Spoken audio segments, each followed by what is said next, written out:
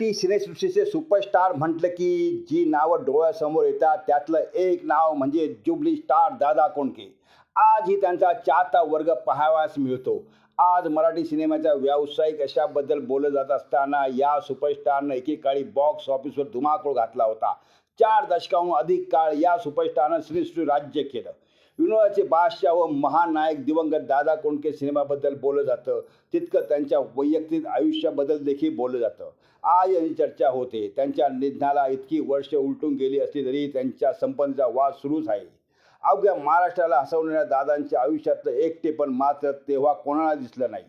दादा कोंडके यांनी त्यांच्या फिल्मी करिअरमध्ये खूप पैसा कमावला, संपत्ती जमवली, पण त्यांच्या निधनानंतर झालेला संपत्तीचा वाद मोठा.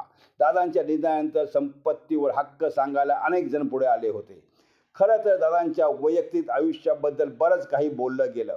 दादांनी लग्न केलं नाही असं म्हटलं जातं, पण काही रिपोर्टनुसार दादा कोंडके यांचं लग्न झालं होतं, पण ते नेहमी अविवाहित म्हणून वावरले.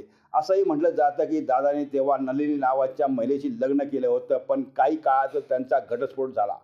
पण किती तथ्य आहे हे मात्र सांगता येत नाही, कारण नलिनी यांनी स्वतः लग्नाच्या चर्चेला नकार दिला होता. नलिनी यांना तेजस्वी नावाची मुलगी होती. अनेकांनी मुलगी दादांची असल्याचं म्हटलं, परंतु दादांनी कधीही तिचा मुलगी म्हणून स्वीकार केला नव्हता.